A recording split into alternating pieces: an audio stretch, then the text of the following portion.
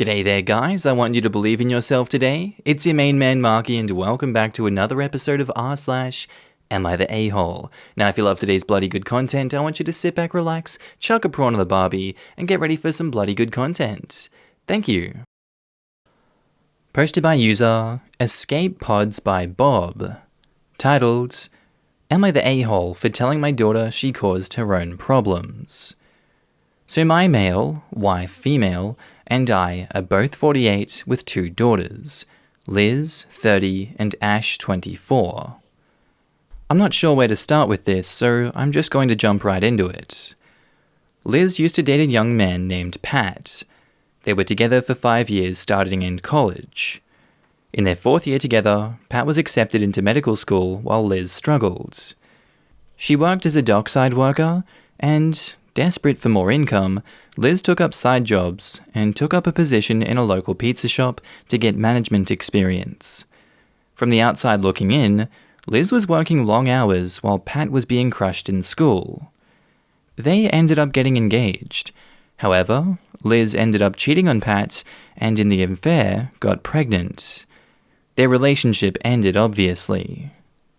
Ash went to the same school as Liz and graduated without any hiccups. She works in finance, and she seems to be very happy in life, and we couldn't be prouder of her. Last year, Ash approached myself and her mother about a guy we knew she had met. It was Pat, and they had met while they were both working. To make a long story short, they've been dating for over a year now, and Ash seems to be very happy, while Pat still seems like a great guy. Liz has not taken this new development well at all, and has made issue out of issue with it. My wife and I both warned Ash that this was going to be an obvious huge problem, but she said she was sorry for Liz, but she threw Pat away, so she didn't care how she felt about it. Liz's life has been difficult to say the least.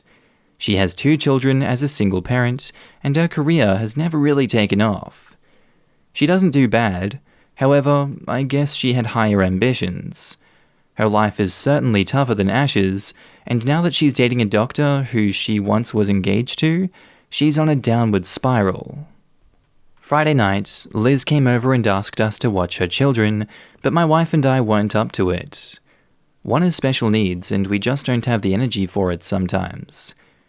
She had a meltdown where she unloaded her emotions on us, and I told her that her problems are her own fault. She chose her degree, she chose her job, she chose to cheat, she chose to have kids and be a single mother. These were all her choices, and I for one am sick of hearing how bad her life is all the time. Am I the a-hole? OP has offered the following explanation for why they think they might be the a-hole. I think I could be the a-hole because my daughter is struggling in life day to day, and maybe she needed someone to listen.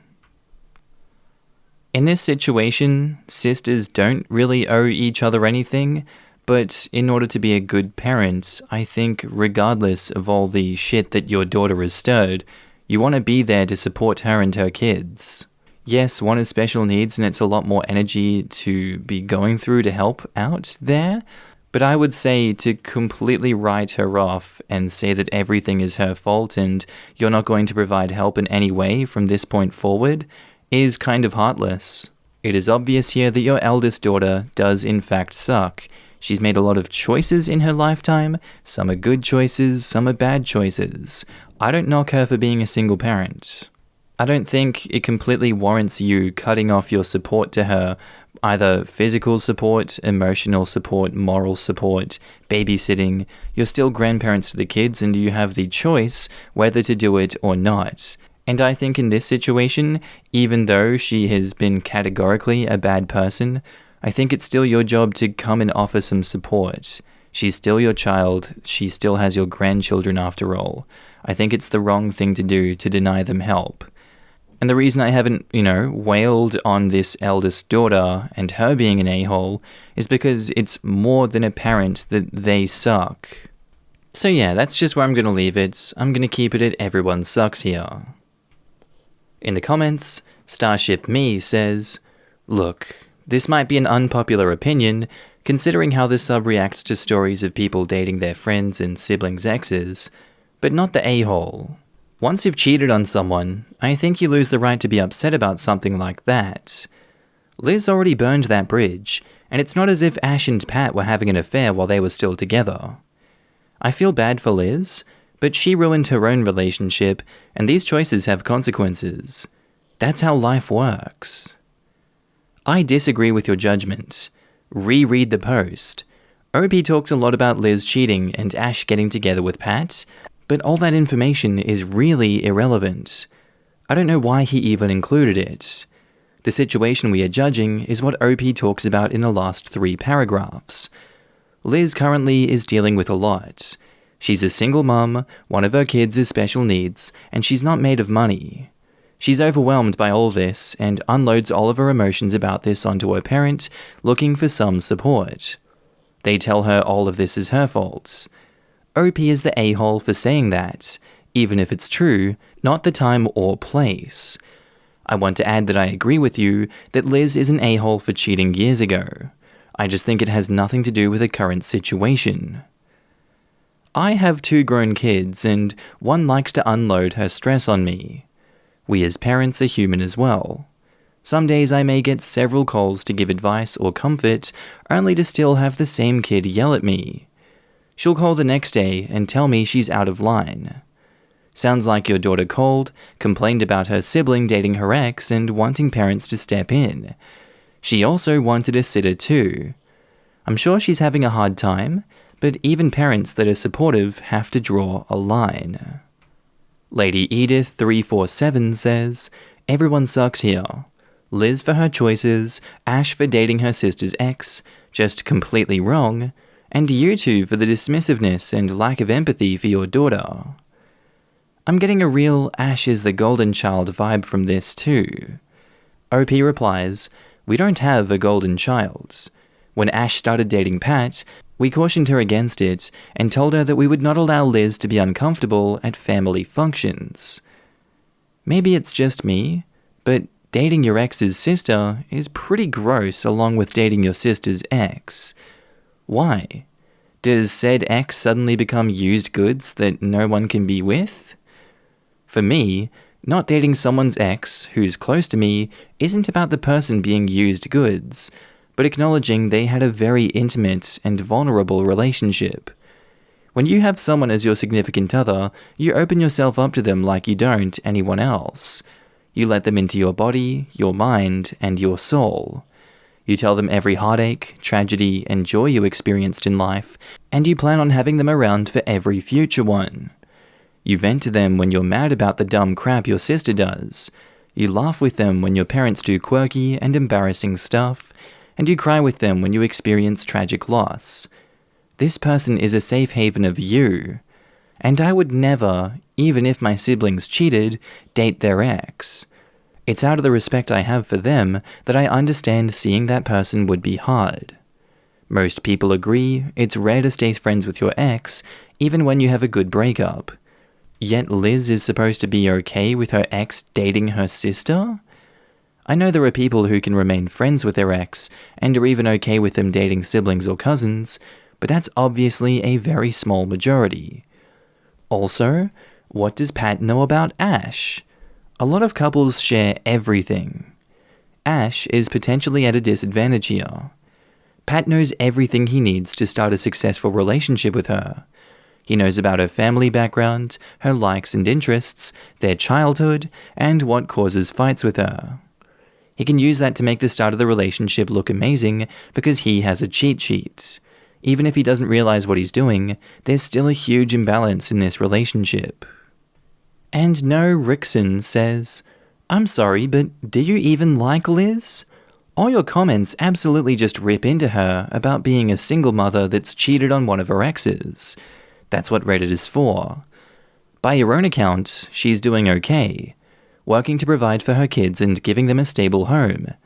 Yes, she would have had an objectively better life if she didn't F up with Pat, something that it seems you were quick to remind her. And how often do you remind her? Once a week? Once a month? When she's feeling down and vents about things? She was with Pat for 5 years. Did Ash not meet him once, hear about him, see pictures of him? Ash saw her sister's ex and willfully decided to start a relationship with him. This isn't about the heart wants what the heart wants, because this wasn't some stranger to her off the street. She absolutely knew what she was doing by bringing the ex back into your family.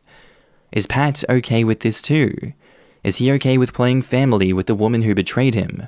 Or is this probably the exact outcome that he wanted? Liz undergone emotional distress while he and Ash play innocent. Also, Pat was with Liz for 5 years. That is probably the most significant relationship in both of their lives. And Pat starts dating a sister of the woman who betrayed him as his next significant relationship? There's a reason most people don't date their siblings' exes, because relationships can shape who we are and the expectations we have with others. Pat has 5 years of intimate knowledge about Ash from Liz. While, as it sounds like Ash doesn't give a hell about Liz, so I guess they didn't have a close relationship, Ash is coming far more blind. There is such an imbalance here that I would be skeptical of Pat's intentions. But you seem so effing thrilled that one of your girls caught that doctor, so I doubt you actually care about any of that. Everyone sucks here, I guess? You, Ash, and Pat for sure. Liz because she needs to distance herself from you guys, and needs to come to terms with her mistakes and how her family, you and Ash, suck. Posted by user Jack307, titled, Am I the a-hole for refusing to go inside while my neighbor's wife is working out? I don't want to take too long, I'll just explain quickly. I, male 37, moved to a new neighborhood 2 months ago. I served in military for 5 years, and after that I worked as a police dispatcher. But I moved out of town and struggled financially and was too busy getting settled to commit to a job. Now I work at the mall as a guard. I work day shifts, I get home at 6 p.m. I live alone.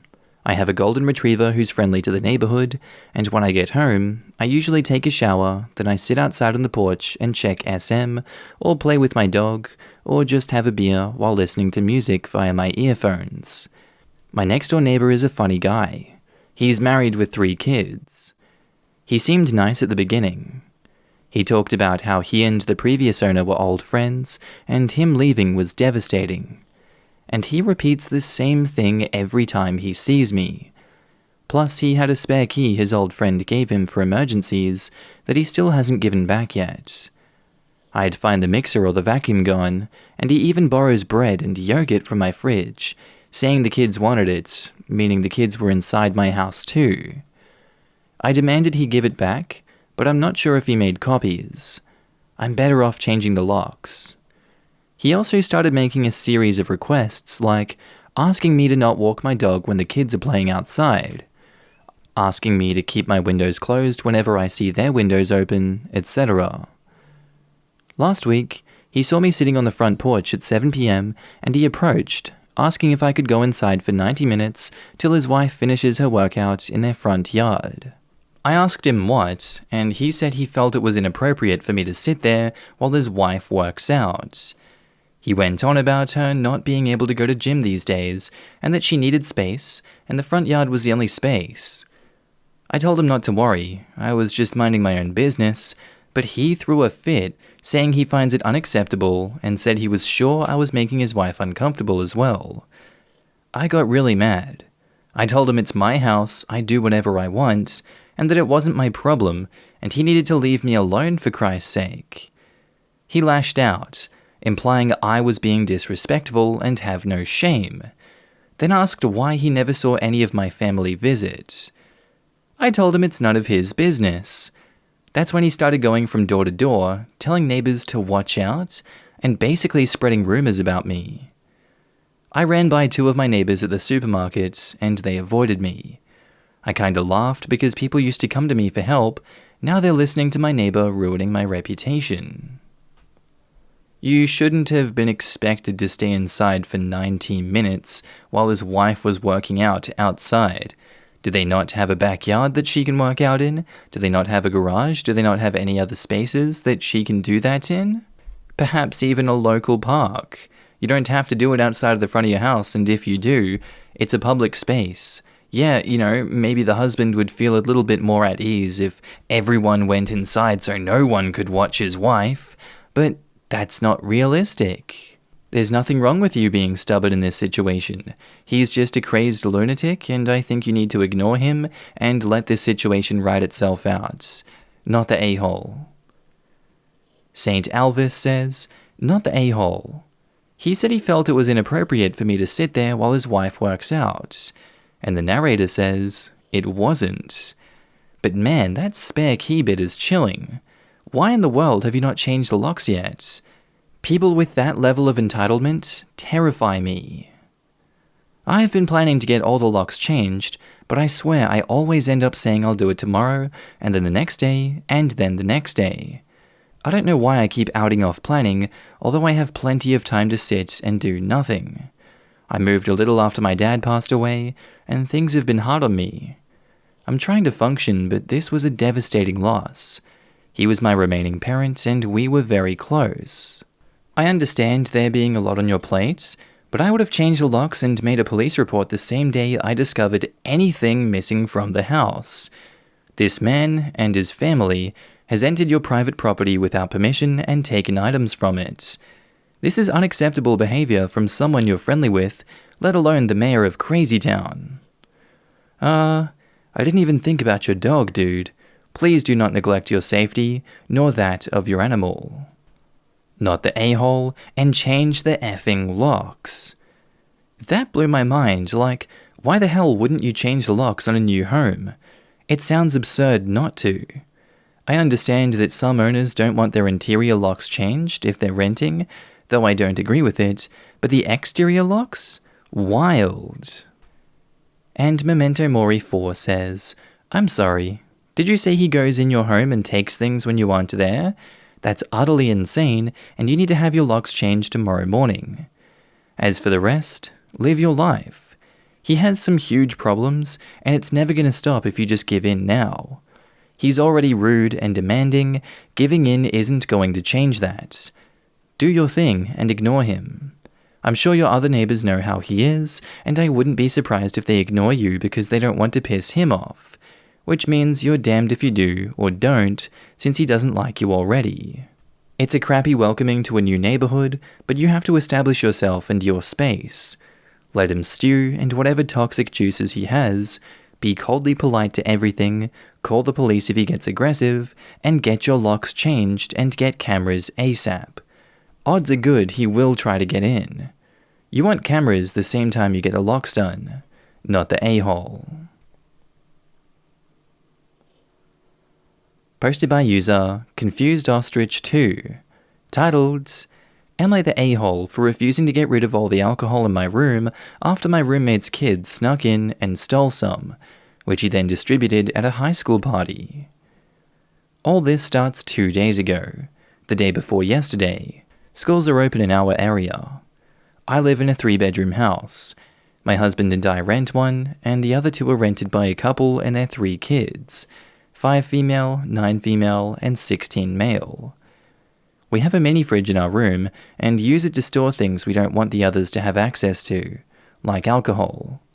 We have a lot of alcohol. The locks on the doors are really crappy.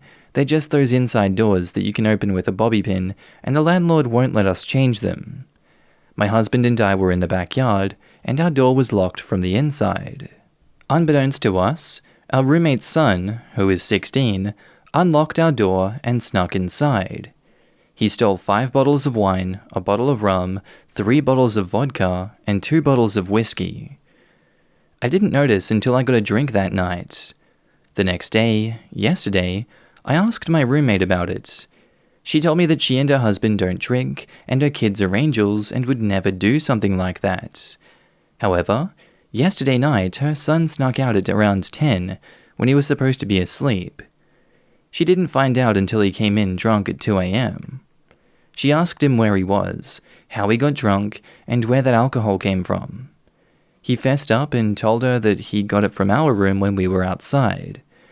This morning, she comes to me and tells me about what happened. I, foolishly believing that she's going to apologize, Tell her that it's not a problem, and teenagers do stupid things sometimes. Instead, she tells me that it's my fault for tempting him by having alcohol. She says that I need to get rid of all the alcohol in my room because her little angel is tempted to drink because of that. I tell her it's my room, and the lease specifically states that we can't go in each other's rooms without permission. She said that he is just a kid, and it's our responsibility as adults to keep him away from bad things like alcohol. Once again, I tell her that I'm not responsible for her son, and I will not throw away a mini fridge full of alcohol because he can't keep his hands to himself. She says I'm an a-hole for having alcohol in a home where children also live, and it could really harm her younger children if they get to it, and they could even die if they drink enough of it. Am I the a-hole? And OP has offered the following explanation for why they think they might be the a-hole. I think I might be the a-hole because even though a teenager can handle some alcohol, it could kill her younger kids if they got their hands on it. Well, that's just a stupid reason to think that you're the a-hole in this situation. Yeah, the kids could also run out on the road and get hit by a car. The kids could do a myriad of things, yet they've lived their whole life up into this situation, and only just now has this teenager decided to go in and pick the lock and take all this alcohol out. A fairly substantial amount of alcohol at that. And look, even though he did it, he's still alive, and the alcohol didn't kill him either. The argument here would be having a stash of alcohol in your house makes you a bad person, and I disagree with that. I don't think you're a bad person for having that locked away in a fridge. Even more so, you want it to be more secure, yet the landlord won't let you do that. You're in a damned if you do, damned if you don't situation. This mother is enabling this behavior, and she's not shutting it down. If anything, it seems like she's encouraging him to do it again, by saying, oh my god, it's your fault that he did it. You guys need to be better people next time and get rid of your alcohol, or else he's just going to do it again. It's just in his nature, isn't it? That's a bag of bollocks to me, and I'm going to say that you're not the a-hole, OP. In the comments, again, St. Alvis says, not the a-hole. Call the police. That's a lot of booze, and this child needs to learn some harsh consequences. Because clearly the parents do not have an appropriate sense of who's to blame here. She said that he's just a kid and it's our responsibility as adults to keep him away from bad things like alcohol. Oh, honey, our responsibility? You must have confused the rest of the world for you. And complain to the landlord. They broke the terms of the lease. Demand a proper lock on your door and at minimum an official warning. Tally up the cost of what was stolen and send her a bill for it. Not the a-hole. Lonnie Lee 3 says, not the a-hole, send her an invoice for the booze her angelic kids stole. I know in my state, parents are liable for up to $2,500 for the actions of their children, so yeah, send her a bill, or alternatively, let the kid work it off, which is what his mother should be doing. As for a police report, I wouldn't worry about it. I'd get a security camera in my room or a liquor cabinet with a lock. Don't make it any easier on him to repeat. The fact he confessed right away is actually admirable. The police report is necessary, as if the party is discovered, they could blame OP. This isn't something to shrug off.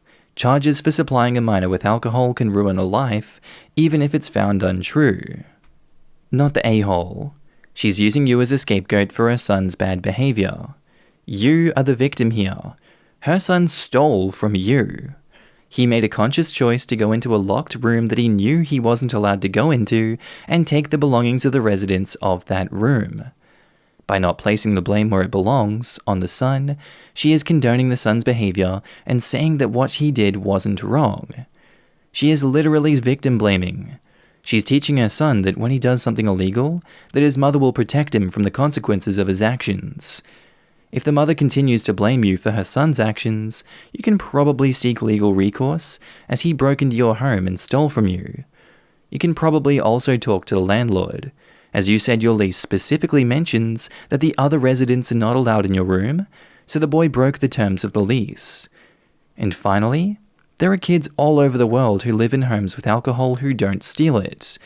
I grew up in a home where my parents not only kept wine out in the open on the kitchen counter, but had a well-stocked liquor cabinet that was kept unlocked, and I never once stole alcohol from them. So the presence of alcohol is not an irresistible temptation to a teenager.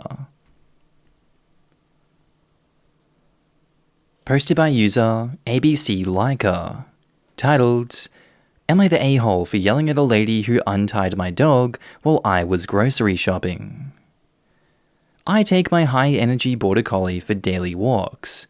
A few days ago, I was discussing with my husband how strange I think it is when people come up and ask to pet my dog when we're out and about. Always older, overly friendly women. Sometimes these walks involve errands where I tie my dog's leash to a bike rack out front. This morning, we walked to the grocery store to pick up a few things, and I left my dog tied securely at his usual spot. As I'm heading inside, an older woman says to me, "What's your dog's name?" I thought to myself, oh crap, I don't want to engage with her. So I just gave her a short glance and told her, and I raced into the store. I spend 5 minutes inside the store, then come back and see this woman holding my dog. She has completely untied him and moved him to a new spot. As I walk out, I gave her the death stare and said, "What are you doing?" She explained that she thought the spot I left him was too wet, so she wanted to move him to the other side of the building. Then she couldn't hook the leash up, so she just decided to wait with him till I returned. I lost it on her outside of the store, and told her to never touch my dog again, or he may bite her, and she should never move other people's dogs without them knowing. It felt like I was witnessing a kidnapping. Now I feel guilty for yelling at her when she was probably just clueless and trying to help. Am I the a-hole for yelling/leaving my dog unattended when I know this behavior exists where I live? Or is she to blame for touching and moving my dog without permission? Edit 1. She was trying to move my dog to the designated dog leash hookup spot with water balls. Unfortunately, my leash does not hook up to it. It's very common where I live to leave your dog outside while you run into a shop. Edit 2. Thank you to everyone for your feedback and schooling me on dog theft. Truly never crossed my mind it could be an issue in this town. I've now decided that my pooch will be staying at home for my walks that involve errands. Edit 3. I just came back from the same store, sans dog, and the same lady was there. Looks like she works there out front, sanitizing and returning carts, so any speculation that she was in the process of stealing my dog can be debunked. And Edit 4. The convo with my husband and us, thinking it's strange for people to ask to pet our dogs, was in the context of the global pandemic and social distancing. Under normal circumstances, this would obviously be fine, but older, aka more at-risk women, wanting to rub their hands all over something that they don't know where it's been, seems strange. Plus, coming close enough to pet the dog is breaking social distancing guidelines. I don't really know what to judge this one, and it looks like Reddit is just going to dogpile and everyone sucks here on this because, it could well be that this woman was trying to dog-nap your dog, or kidnap it, or whatever other word we want to go with here. And it is extremely common that this happens, so maybe she's an a-hole for being careless with her dog. I'm not completely sure, but that's a possible situation here. I think the reasons that OP stated for that person being an a-hole were all valid, and I don't want to repeat them again, I just agree with them. If you want to hear them, go back to what I said just before. There really isn't all too much to add up onto this besides my general confusion about a situation like this. I mean, I could easily have my dog stolen if I went into a shopping center and tied them outside, but it's something that I just see all the time, so I feel like it's something that's normalized, and I don't see a lot of dogs getting stolen, hence my bias here. It's like, I didn't realize this was a problem, but now that it's pointed out, it seems like a problem, so I guess I have to go with everyone sucks here. And in the comments, once again, Saint Alvis says, everyone sucks here. I left my dog tied securely at his usual spot. Maybe this is just my cluelessness about dogs talking, but this sounds like a really, really horrible idea. Sure, you shouldn't bring pets into stores, but I feel like you also maybe shouldn't leave them tied up, defenseless, all by themselves. Obviously, this woman hugely overstepped boundaries, but I'm not loving how you created this situation in the first place. I feel like dog walks and errand runs should be done separately. If you know you're entering an establishment where pets aren't allowed, and you'll probably have to tie them somewhere while you do your thing, your best bet is to just leave them at home. Maybe ask someone to keep an eye on them, and then once you're done running errands, you can set some time aside to take them for a walk. Doing both things simultaneously saves you a bunch of time, but it isn't worth the risk in my opinion.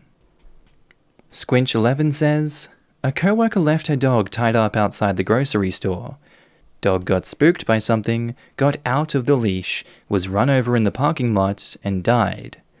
Don't leave your dog unattended, you're the a-hole. And Just the Bean says, everyone sucks here. Of course you don't untie and pick up someone else's dog. She could have been anyone, but also, you left your dog totally unattended and vulnerable in a public place and do so habitually. So eventually, something was bound to happen. I'm just glad it didn't actually harm the pup. I'm curious why you find it strange that people ask you to pet your dog. That's super common, and it's common knowledge that if you're out and about with a dog, people will naturally want to interact with it. It doesn't seem to bother most dog owners, so people ask.